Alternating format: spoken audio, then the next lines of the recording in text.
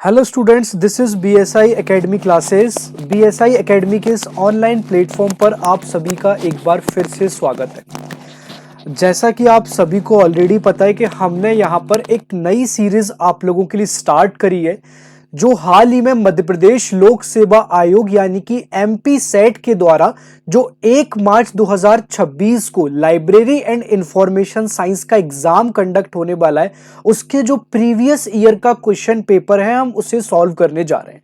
और last video में हमने बहुत ज्यादा डिस्क्रिप्टिव वे में 15 क्वेश्चन सॉल्व करे थे, और आज की जो हमारी सीरीज होने वाली है, जो 15 क्वेश्चन के आगे जो हमारे नेक्स्ट क्वेश्चन है, आज की सीरीज में हम उन सारे क्वेश्चंस को यहां पर डिस्कस करने वाले हैं।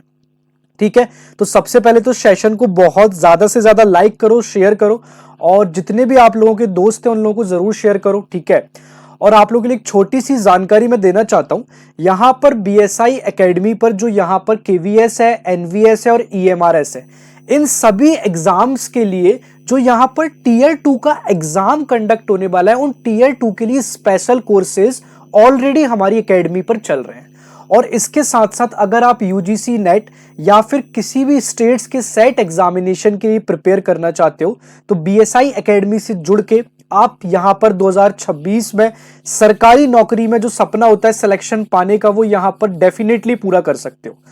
तो एक छोटा सा गाइडेंस और देना चाहूंगा इसके साथ साथ, क्यों क्या होता है कि हम कई बार डिसीजन लेने में बहुत डिले कर देते हैं, और कहते हैं ना कि आछे दिन पाछे गए, अब पछतावा क्या करे जब चिड़िया चुग गई खेत। तो समय निकल जाने पर निर्णय का कोई फर्क होता नहीं है। तो जरूरत बस आप लोगों को यह याद दिलाने आया हूं मैं साथ साथ कि यहां पर आप सभी लोग समय रहते जल्दी डिसीजन लो। ठीक है, क्योंकि 1 मार्च को जो हमारा एग्जाम ऑलरेडी होने वाला है, उसमें भी बहुत ज्यादा टाइम यहां पर है नहीं। और धीरे धीरे जो हमारे एग्जाम का पैटर्न है, वो कहीं ना कहीं एनालिटिकल अप्रोच पर अब शिफ्ट होने लगा है। क्योंकि अगर आप देखोगे जो प्रीवियस ईयर के पेपर्स जो आप देखोगे, तो प्रीवियस ईयर के पेपर में देखकर हमें यह समझ आता है कि वहां पर जो क्वेश्चन का पैटर्न होता है, वहां पर जो एग्जामिनर हमसे क्वेश्चन पूछता है, वो बहुत ज्यादा ना फैक्चुअल बेसिस पे पूछता है, इन फैक्चुअल इंफॉर्मेशन पे। लेकिन आज जो ट्रेंड चल रहा है, ठीक है, एट प्रेजेंट सिनेरियो में जो ट्रेंड चल रहा है, वो पूरा शिफ्ट हो चुका है आपके कॉन्सेप्चुअल बेस्ड क्वेश्चन पे। अगर आपका कॉन्सेप्ट स्ट्रांग है, ठीक है, तभी आप यहां पर एग्जाम हॉल में क्वेश्चन को सॉल्व कर सकते हो। ठीक है, तो चलो अब हम यहां पर अपना क्वेश्चन स्टार्ट करते हैं, जो हमारा क्वेश्चन नंबर 66 है। 65 तक हम ऑलरेडी डिस्कस कर चुके हैं, और जो 66 है वो यहां पर है, in which year was IATLIS founded. यहां पर हिंदी में भी अब एक बार रीड करेंगे, जिससे जितने भी हमारे हिंदी मीडियम के जो साथी हैं उनको भी यहां पर हेल्प हो सके। तो यहां पर हिंदी में है दोस्तों, IATLSI की स्थापना यहां पर किस वर्ष की गई थी। सबसे पहले यहां पर इस क्वेश्चन को डील करने से पहले हमें यह जानना जरूरी है कि यहां पर जो IATLIS है, भाई वो है क्या। ठीक है, तो हम देखते हैं, सबसे पहले हम इसकी फुल फॉर्म देखेंगे कि इसकी फुल फॉर्म क्या है।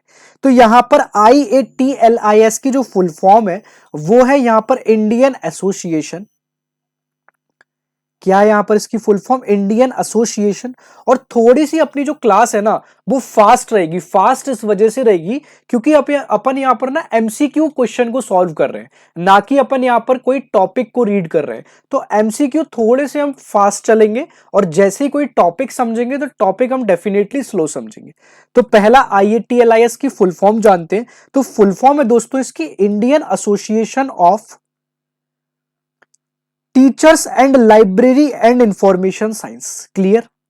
तो IATLIS की यहां पे फुल फॉर्म आप सभी को क्लियर हो गई होगी कि भाई Indian association of teacher and library and information science जो है वो इसकी फुल फॉर्म है। ध्यान देना, कई बार आपसे ना एग्जाम में पूछी गई है, ये ना एक तरीके का मोस्ट रेपिटेटेड क्वेश्चन है। ठीक है, तो हमने इसकी फुल फॉर्म देख ली। अब इसकी स्थापना कब हुई थी, ठीक है, व्हेन वाज फाउंडेड, ये आपसे क्वेश्चन में पूछा गया है। तो 19 दिसंबर, ठीक है, 19 दिसंबर 1969 में ना इसकी स्थापना की गई थी।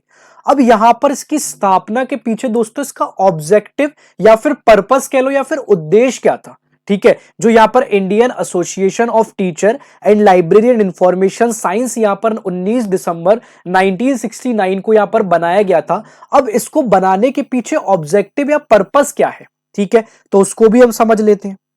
ठीक है, तो इसके पीछे दोस्तों जो ऑब्जेक्टिव या पर्पस छुपा हुआ है वो ये है यहां पर कि जितने भी यहां पे भारत में ना पुस्तकालय विज्ञान यानी कि जितने भी यहां पर लाइब्रेरी साइंस के जो टीचर्स हैं, ठीक है, उनके बीच में कहीं ना कहीं पे यहां पे कम्युनिटी को, उनके बीच में कम्युनिटी को कम्युनिटी में कम्युनिकेशन को, एजुकेशन को बढ़ाना, ठीक है, उन कम्युनिटी के बीच में उनके कम्युनिकेशन को इंप्रूव करना और उन कम्युनिकेशन के साथ साथ यहां पर उनका जो एजुकेशन है उस एजुकेशन के लेवल को रेगुलर बेस पे इंप्रूवाइज करना ही इसका मेन पर्पस था।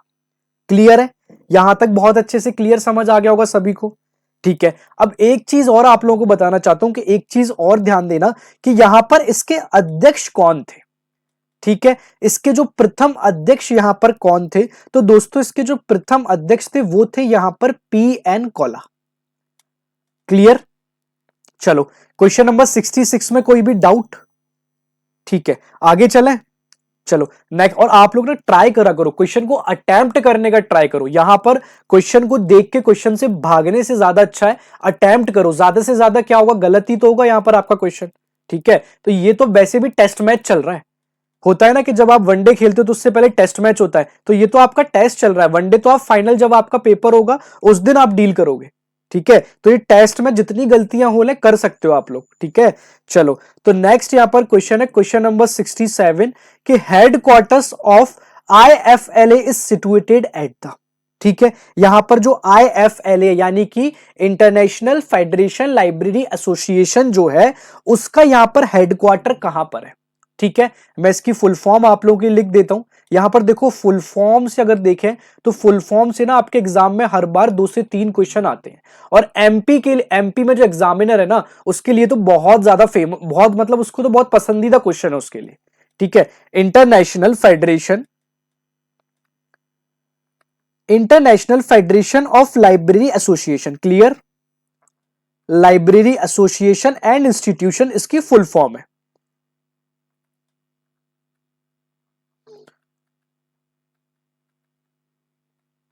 ठीक है, अब इसकी स्थापना कब हुई थी, मेन ये कई बार आपसे पूछा जाता है कि यहां पर जो इसकी स्थापना है दोस्तों वो हुई थी यहां पर 1927 में। ठीक है, और इसका मुख्यालय की अगर हम बात करें यानी कि हेडक्वार्टर्स की इसकी बात करें तो इसका हेडक्वार्टर दोस्तों हैग में स्थित है। हैग कहां पर स्थित है? हैग में। और ये हैग कहां पर स्थित है? ध्यान देना, ये हैग जो है ये नीदरलैंड में स्थित है। कहां पर स्थित है? हैग। तो हैग जो है दोस्तों यहां पर नीदरलैंड में स्थित है, और यह क्या करता है, ध्यान देना कि जितने भी लाइब्रेरीज हैं और लाइब्रेरीज के साथ साथ, ठीक है, जितने भी अपनी इंफॉर्मेशन से रिलेटेड सर्विसेज जो होती हैं उन लाइब्रेरीज और इंफॉर्मेशन रिलेटेड सर्विसेज को ग्लोबली लेवल पर रिप्रेजेंट करने का काम करता है, यानी कि ग्लोबली यानी कि वैश्विक प्रतिनिधित्व करने का कार्य करता है। क्लियर? चलो नेक्स्ट क्वेश्चन डिस्कस करेंगे। हमारा नेक्स्ट क्वेश्चन है question number 68। Book exhibition is a type of. ठीक है, यानी कि पुस्तक प्रदर्शनी जो है वो किसका प्रकार है? क्या वो रेफरेंस सर्विस का प्रकार है? नेक्स्ट ऑप्शन है आपका, क्या वो अनुवाद सेवा या फिर ट्रांसलेशन सर्विस का प्रकार है? ऑप्शन नंबर सी है दोस्तों यहां पर, क्या वो विस्तार सेवा या फिर एक्सटेंशन सर्विस का एक प्रकार है? और ऑप्शन नंबर 4 है यहां पर, क्या वो यहां पर ग्रंथपरक सेवा यानी कि बिब्लियोग्राफिकल सर्विस का प्रकार है? ठीक है, तो यहां पर एक्सटेंशन सर्विस की बात की जा रही है दोस्तों।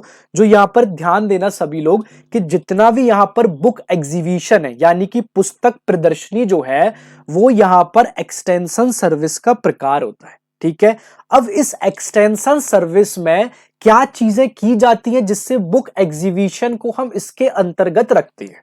देखो अब यहां पर आपको समझाता हूं, और यहां पर थोड़ा सा ध्यान देना कि होता क्या है। जितने भी यहां पर लाइब्रेरीज जो है, ठीक है, समझना मैं क्या कह रहा हूं आपसे, जितने भी यहां पर लाइब्रेरीज हैं, ठीक है, उन लाइब्रेरीज में ये उन लोगों तक पहुंचाने का काम करता है जो अभी तक लाइब्रेरीज से जुड़े नहीं है। ठीक है, या आप ऐसे समझो आप अभी तक किसी चीज से अननोन हो। ठीक है, अननोन हो और मुझे आपको किसी चीज से या तो अवेयर कह लो या जागरूक कह लो या नोन कह लो। ठीक है, मुझे आपको किसी भी सर्विसेज के बारे में नोन कराना या उसके बारे में आपको जागरूक करना है। ठीक है, तो मुझे उसका सर्विस का कहीं ना कहीं एक्सटेंशन करना होगा उस सर्विस को आपके पास तक यहां पे डिलीवर करने के लिए।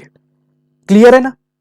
ठीक है। अब भाई वो डिलीवर करूंगा कैसे, उसके कई सारी चीजें हो सकती हैं भाई। हो सकता है मैं यहां पर जो बुक एग्जीबिशन लगते हैं, तो यहां पर बुक एग्जीबिशन, देखो एक चीज और बताऊं आपको, जो एग्जीबिशन है ना, is some of old pattern but at present खत्म नहीं हुआ है, ठीक है। भले ही पुराना पैटर्न है, क्योंकि आज जो है, आज जिस युग में या फिर आज जिस एरा में हम लोग जी रहे हैं, वो बिल्कुल डिजिटल एरा हो चुका है, ठीक है। और आज हम सभी लोग यहां पर बहुत अच्छे तरीके से डिजिटल लिटरेट हो चुके हैं। क्लियर है ना? आप सभी लोग आज अगर ऑनलाइन क्लास ले रहे हो मुझसे, ठीक है, तो डेफिनेटली बात है आप डिजिटल लिटरेट हो, ठीक है। कहीं ना कहीं आप पे जो डिजिटली जागरूकता या लिटरेसी साक्षरता है वो है, ठीक है। तो आज के टाइम में जो एक्सटेंशन है वो यहां पर हम मोबाइल फोन सर्विसेज के तहत, इंटरनेट के तहत, सोशल मीडिया के तहत, इन सारी चीजों से भी हम एक्सटेंशन करते हैं, ठीक है। बट यहां पर अपने को प्रश्न को ध्यान देके उत्तर देना है, यानी कि क्वेश्चन जो है वहां पे ध्यान देके उत्तर देना है। क्लियर है? अच्छे से क्लियर हुआ होगा, समझ आया होगा पूरा। चलो नेक्स्ट क्वेश्चन पे चले। नेक्स्ट क्वेश्चन है हमारा क्वेश्चन नंबर 69। क्वेश्चन नंबर 69 क्या कह रहा है कि instruction designed to teach library users about the library collection services and information seeking skill is called. एक बार हिंदी में भी रीड करेंगे, ठीक है। पुस्तकालय संग्रह, यानी कि जो इंस्ट्रक्शन जो हमारी लाइब्रेरी के जो यूजर्स है, सॉरी लाइब्रेरी के जो कलेक्शन है, पुस्तकालय संग्रह, सेवाओं तथा सूचना खोजने संबंधी कौशलों के बारे में पुस्तकालय प्रयोक्ताओं को पढ़ने के लिए विनिर्मित अनुदेश को कहते हैं, ठीक है। आपसे पता है क्या पूछा जा रहा है, थोड़ी सी इसकी लैंग्वेज आपको टफ लग सकती है, लेकिन मैं आपको आसान करता हूं। यहां पर पूछा जा रहा है कि जो हमारी यूजर एजुकेशन होते हैं, ठीक है, उन यूजर एजुकेशन में दोस्तों, ठीक है, यूजर एजुकेशन में होता क्या है, यूजर एजुकेशन ना दोस्तों यहां पर एक टाइप की प्रोसेस होती है। अब वो प्रोसेस होती क्या है मैं समझाता हूं यहां पर।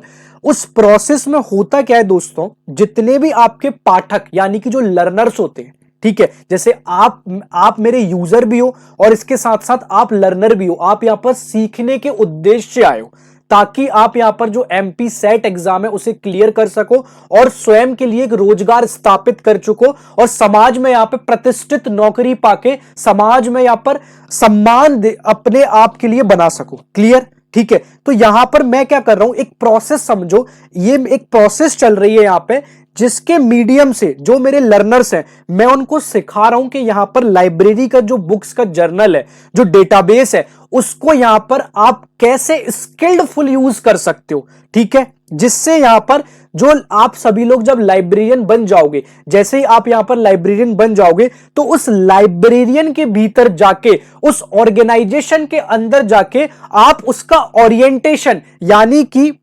ओरिएंटेशन से तात्पर्य दोस्तों आसान शब्दों में आप उसका मैनेजमेंट यानी कि प्रबंधन जो होता है वो यहां पर किस तरीके से कर सकते हो।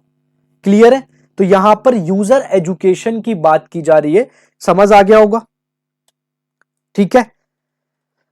चलो नेक्स्ट क्वेश्चन पर चले अब फिर, ठीक है। नेक्स्ट क्वेश्चन है यहां पर क्वेश्चन नंबर 70 और क्वेश्चन नंबर 70 है यहां पर who gave the concept of anomalous state of knowledge, जिसे हम ASK या फिर आस्क नाम से भी जानते हैं, लेकिन इसका जो सही प्रोनाउंसिएशन है वो ASK ही होता है, ठीक है। ASK यहां पर एब्रीविएशन है, सॉर्ट ऑफ एब्रीविएशन, और इसकी फुल फॉर्म होती है दोस्तों यहां पर एनोमैलस स्टेट ऑफ नॉलेज।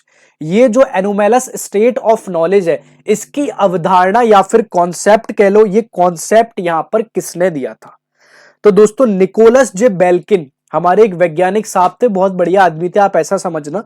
इन्होंने जो है यहां पर 1980 में यह सिद्धांत दिया था। किस चीज का सिद्धांत दिया था? ASK यानी कि एनोमैलस स्टेट ऑफ नॉलेज का सिद्धांत कह लो या फिर कॉन्सेप्ट कह लो, ये निकोलस जे बेल्किन ने दिया था। और इन्होंने अपने कॉन्सेप्ट या फिर सिद्धांत पता है क्या बात की थी? पहले यहां पर ना आप सभी लोग मुझे कमेंट करके बताओ कि यहां पर इन्होंने क्या बात की होगी, ठीक है। आप मुझे बताओ कि यहां पर एनोमैलस स्टेट ऑफ नॉलेज जो कॉन्सेप्ट है, जिसे यहां पर निकोलस जे बेल्किन के द्वारा प्रस्तुत किया गया था, इस कॉन्सेप्ट में यहां पर क्या बात की गई थी बताओ। आप सभी लोग पहले इसका आंसर दो कमेंट में जरूर, फिर उसके बाद मैं बताऊंगा। मैंने अभी बोला ये टेस्ट मैच चल रहा है, कोशिश करो आंसर देने की ना, कोशिश करो। जितने भी लोग आप लोग लाइव देख रहे हो ना, ट्राई करा करो यहाँ पर आंसर अटेम्प्ट करने की, बहुत ज्यादा जरूरी है, क्योंकि जब तक आप यहाँ पर क्वेश्चन को डील नहीं करोगे, क्योंकि कई सारे मेथड्स होते हैं यहाँ पर, ऑप्शन एलिमिनेशन मेथड लगाया जा सकता है, ठीक है, आप लोग ट्राई करो, तभी वो अप्रोच जो है ना, होता क्या होता है ना, एक डिकोड पैटर्न होता है, आप किसी भी एग्जाम को एग्जामिनर कोड करता है और आप उसको ना किस वे में डिकोड कर रहे हो, और वो डिकोड का पता है बेस्ट जो पैटर्न है, वो बेस्ट पैटर्न क्या होता है, जितने भी यहां पर प्रीवियस ईयर के क्वेश्चन पेपर है, लगभग 4 से 5 ईयर के क्वेश्चन पेपर को ना आप बिल्कुल अच्छी तरीके से शुद्ध भाषा में घोंट के पी लो, ठीक है, रीजन क्या है ना, उससे आप उस पेपर को डिकोड कर जाते हो, ठीक है। चलो, तो यहां पर हम निकोलस जे बेल्किन की बात कर रहे हैं, जो एएस के सिद्धांत है, यहां पर निकोलस जे बेल्किन साहब ने यहां पर 1980 में दिया गया था, और यहां पर बोला गया था जब किसी व्यक्ति को यह महसूस होता है कि उसकी जानकारी में कोई कमी है, ठीक है, जब उसकी जानकारी में जो उसने यहां पर इंफॉर्मेशन या जो नॉलेज दी है, उस इंफॉर्मेशन या नॉलेज में दोस्तों यहां पर कोई कमी है, तो यहां पर तभी यह सूचना या इंफॉर्मेशन की एक खोज करता है। तो यहां पर जो इसका करेक्ट आंसर होगा वो होगा निकोलस जे बेल्किन। क्लियर? तो क्वेश्चन है आपसे दोस्तों, who gave the concept of anomalous state of knowledge? Nicholas J Belkin. इनके अनुसार यहां पर 1980 में बेल्किन के द्वारा दिया गया था, और जब किसी व्यक्ति को महसूस होता है कि उसकी जानकारी में कोई कमी है, तभी उसकी यह सूचना खोज की जाती है। क्लियर? समझ आ गया? ठीक है, क्वेश्चन नंबर नेक्स्ट डिस्कस कर ले। क्वेश्चन नंबर 71 क्या होने वाला है? ठीक है, क्वेश्चन नंबर 71 है यहां पर, the oral history interviews records of court cases official government documents are the example of. एक बार हिंदी में भी समझेंगे ताकि हिंदी मीडियम वाले जो हमारे अभ्यर्थी हैं उन लोगों की भी यहां पर मदद हो सके। हिंदी में दोस्तों क्वेश्चन है कि मौखिक इतिहास साक्षात्कार, न्यायालय आदेश, अभिलेख, आधिकारिक सरकारी दस्तावेज निम्न में से किसके उदाहरण है? यहां पर historical interviews, records of the court cases and official government, ये जो सारे डॉक्यूमेंट्स जो हैं, ये यहां पर क्या ये सेकेंडरी सोर्सेज यानी कि द्वितीय स्रोत के एग्जाम्पल है? क्या ये यहां पर प्राइमरी स्रोत यानी कि प्राइमरी सोर्सेज के एग्जाम्पल है? और नेक्स्ट यहां पर क्या ये टर्शरी सोर्स यानी कि क्या ये तृतीय स्रोत के एग्जाम्पल है? ठीक है, तो याद देना यहां पर ये जितने भी सारे एग्जाम्पल हैं, ये यहां पर प्राथमिक स्रोत यानी कि प्राइमरी सोर्सेज के एग्जाम्पल है। यहां पर जो एग्जाम्पल्स हैं, ये सारे की सारे एग्जाम्पल है यहां पर दोस्तों प्राइमरी सोर्सेज के, और ये सोर्सेज वे होते हैं जिनमें यहां पर जो भी इंफॉर्मेशन होती है, जो भी जानकारी होती है, वो पहली बार दर्ज की जाती है, यानी कि पहली बार दर्ज से तात्पर्य यानी कि वो मूल रूप से ओरिजिनल होते हैं। क्लियर? और इनमें इसके साथ साथ यहां पर सरकारी जितने भी गवर्नमेंट जो रिकॉर्ड होते हैं, वो सीधी घटना से जुड़े होते हैं, और इन्हें इसी वजह से यहां पर प्राथमिक स्रोत कहा जाता है। क्लियरली? अब आपको एक लाइव एग्जांपल देता हूं। हुआ क्या, यहां पर मान लो किसी के साथ, यहां पर एक एग्जांपल ले रहे हैं हम, यहां पर एक पूरी हिस्ट्री क्रिएट कर रहे हैं, जिससे आपको यह समझ आएगा कि यहां पर प्राइमरी सोर्सेस क्या है। सपोज करो आप एक रोड पे जा रहे हो, ठीक है, और सपोज करना पीछे से 2 गुंडे आते हैं, ठीक है, और गुंडे आके आपको यहां पर आपके साथ कोई भी चल रहा है उसके साथ अभद्र व्यवहार करते हैं या गाली गुलैज करते हैं, ठीक है। अब क्या हुआ, जिसके साथ ये घटना प्रतीत हो रही है, यानी कि यहां पर जिसके साथ ये घटना घट रही है, लेकिन आप यहां पर उसके प्राथमिक साक्ष्यों यानी कि आप ना यहां पर उसके प्राइमरी एविडेंस के तौर पर काम कर रहे हो, या फिर प्राइमरी सोर्सेस के तौर पर यहां पर काम कर रहे हो। क्लियर है? तो यहां पर ये आप उनके लिए क्या बन गए, तो यहां पर आप ना उनके लिए प्राथमिक स्रोत या फिर प्राइमरी सोर्सेस कहलाओगे। समझ आया? चले नेक्स्ट क्वेश्चन पे। चलो नेक्स्ट क्वेश्चन है यहां पर अपना क्वेश्चन नंबर 72, और 72 जो क्वेश्चन है, who among the following classified documentary sources of information into conventional, neo conventional, non conventional and meta documents. ठीक है, यानी कि निम्नलिखित में से किसने सूचना के प्रमाण विषयक स्रोतों को पारंपरिक, नव पारंपरिक, गैर पारंपरिक, मेटा अभिलेखों में वर्गीकृत किया गया है। ठीक है, हम सबको पता है कि father of librarian SR Ranganathan साहब है। इन्होंने ही यहाँ पर भारतीय पुस्तकालय विज्ञान के जनक भी कहा जाता है, और इन्होंने ही यहाँ पर डॉक्यूमेंट्स, मेटा जो डॉक्यूमेंट्स हैं उनकी प्रकृति के आधार पर याद रखना, इनको यहाँ पर 4 श्रेणियों में या फिर 4 कैटेगरी कह लो या फिर आप 4 सीरीज कह लो, इनको 4 सीरीज में यहाँ पर बांटा हुआ है। क्लियर है? चलो नेक्स्ट क्वेश्चन पे चलते हैं। Question number 73। क्वेश्चन नंबर 73 है दोस्तों यहाँ पर, the dictionaries such as Oxford English dictionary, Webster's third new international dictionary are which type of dictionary. यहाँ पर जो ऑक्सफोर्ड इंग्लिश डिक्शनरी है, Webster's third new international dictionary जैसे जो शब्दकोश है वो यहाँ पर किस प्रकार के शब्दकोश है? ठीक है, तो यहां पर ये जो शब्दकोश है, ध्यान देना, ये अनएब्रिज्ड एंड डिस्क्रिप्टिव डिक्शनरी के शब्दकोश है। अनएब्रिज्ड का अर्थ क्या होता है दोस्तों? पहले तो मैं आपको ये बता दूं, जो अनएब्रिज्ड शब्द है यहां पे उसका अर्थ है कि इस भाषा में लगभग सभी शब्दों को शामिल किया जाता है। क्लियर? सभी शब्दों को, ठीक है, ध्यान देना, इसमें कोई भी ब्रिज नहीं है। ठीक है, ये अनएब्रिज्ड है, सारे के सारे यहां पर शब्द यहां पर शामिल किए जा रहे हैं। और सेकेंड है यहां पर डिस्क्रिप्टिव। डिस्क्रिप्टिव शब्दकोश वह ही बताते हैं कि यहां पर जितने भी यहां पर जो शब्द है, यानी कि जितने भी यहां पर वर्ड्स हैं, उन वर्ड्स का जो यूज हो रहा है, वो वर्ड्स का यूज कैसे हो रहा है, यहां पर उन वर्ड्स का यूज यहां पर कैसे हो रहा है, ये यहां पर देखा जाता है डिस्क्रिप्टिव डिक्शनरी की हेल्प से। क्लियर है? चलो नेक्स्ट क्वेश्चन डिस्कस कर लेते हैं। What would be the correct source for the following reference question. निम्नलिखित संदर्भ प्रश्न के लिए सही स्रोत क्या है? दुनिया का सबसे तेज कंप्यूटर कौन सा है? ठीक है, बताओ। ठीक है, हम यहां पर एग्जाम्पल बेस पर देखें तो वर्ल्ड एल्मेनिक एंड जो बुक ऑफ फैक्ट्स है, ये दुनिया का सबसे तेज कंप्यूटर माना जाता है, क्योंकि ये एक ऐसा कंप्यूटर जिसमें साल भर के महत्वपूर्ण रिकॉर्ड और नवीनतम तथ्यों का संग्रह होता है, यानी कि कलेक्शन होता है। और इसके साथ साथ ध्यान देना, जो सुपर कंप्यूटर की रैंकिंग है वो हर साल बदलती है, और इसके लिए जिस रेफरेंस का हम लोग यूज करते हैं वो रेफरेंस होता है यहां पर world almanac and book of facts. Clear? चलो नेक्स्ट क्वेश्चन है हमारा क्वेश्चन नंबर 75। यहां पर हमें मैच द कॉलम दिए। सबसे पहला हमारा बुक्स इन प्रिंट है। ठीक है, तो बुक्स इन प्रिंट की अगर हम मैच करें तो यूरोपा पब्लिकेशन से आता है। ठीक है, दूसरा यहां पर American law year of book की बात करें तो ये यहां पर गेल वर्चुअल रेफरेंस लाइब्रेरी से संबंधित है।